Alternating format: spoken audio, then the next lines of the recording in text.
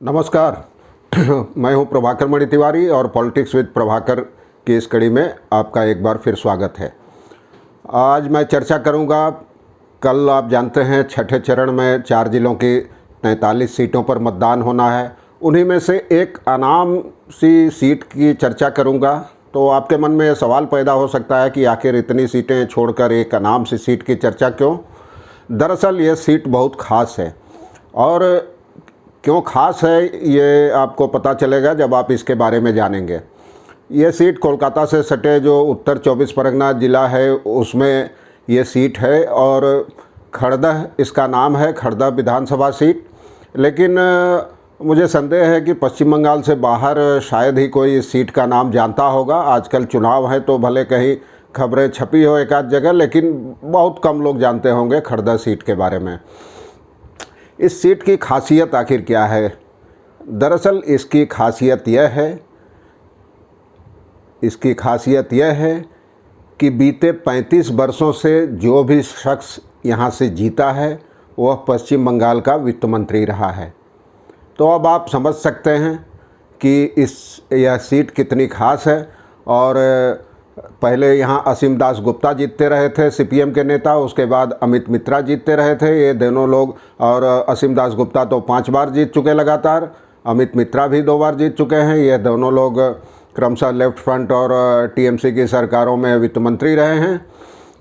तो ये तमाम चीज़ें हैं। इलाके में कई समीकरण है, कई चीज़ें हैं। हालांकि इस बार पहले के मुकाबले समीकरण अलग हैं, काफ़ी अलग हैं।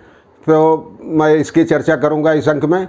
आगे बढ़ने से पहले एक बार फिर आपसे अपना अनुरोध दोहरा दूं कि अगर आपने अब तक मेरे इस चैनल को सब्सक्राइब नहीं किया है तो कृपया इसे सब्सक्राइब करें और मित्रों और परिजनों के साथ शेयर करें। साथ ही टिप्पणियों के जरिए उत्साह बढ़ाना नहीं भूलें। तो अब चर्चा करते हैं खड़दह सीट की। दरअसल उत्तर 24 परगना ज़िले की सीट के साथ एक अजीब कहें तो संयोग जुड़ा है। और वही, जैसा कि मैंने पहले बताया, कि बीते 35 वर्षों से जब भी यहाँ कोई विधायक बना है तो वो राज्य सरकार में वित्त मंत्री बना है। असीम दास गुप्ता और अमित मित्र का उदाहरण हमारे सामने है। यहाँ पहले लेफ्ट का गढ़ माना जाता था खड़दह इलाके को। जूट मिल भी हैं इलाके में, पूर्विया लोग भी हैं, बिहार पूर्वी उत्तर प्रदेश की आबादी भी काफ़ी है।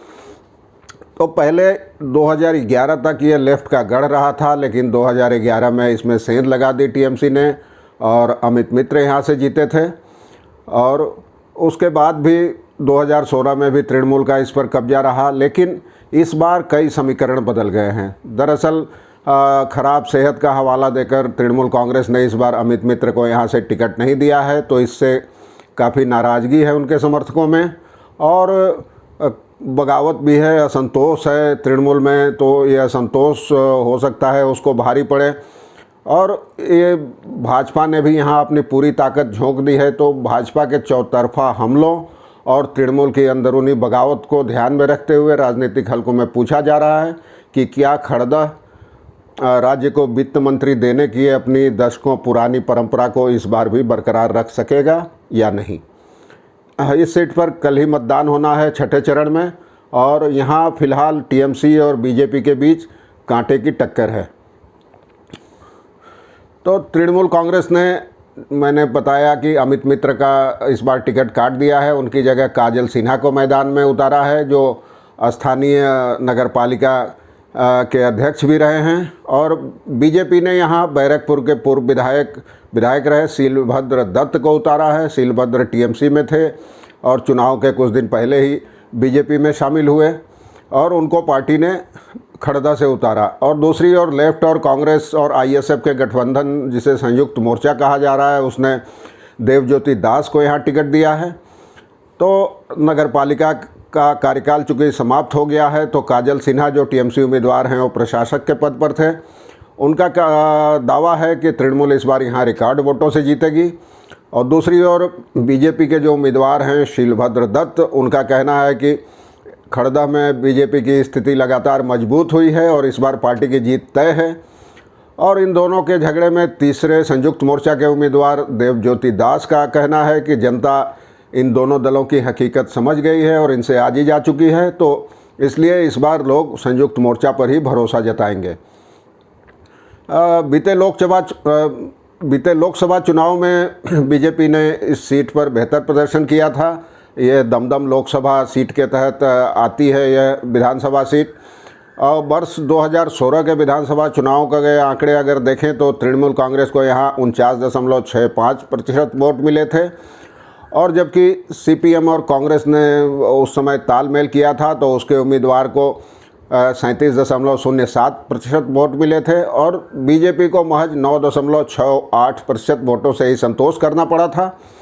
इसके बाद वर्ष 2019 में तस्वीर बदल गई। लोकसभा चुनाव हुए थे तो दमदम संसदीय क्षेत्र के तहत आने वाले इस विधानसभा क्षेत्र में तृणमूल कांग्रेस को जहां उसकी वोट घटे उसके 41.93% वोट मिले, जबकि बीजेपी 9.68% से बढ़कर सीधे 41.21% तक पहुंच गई थी।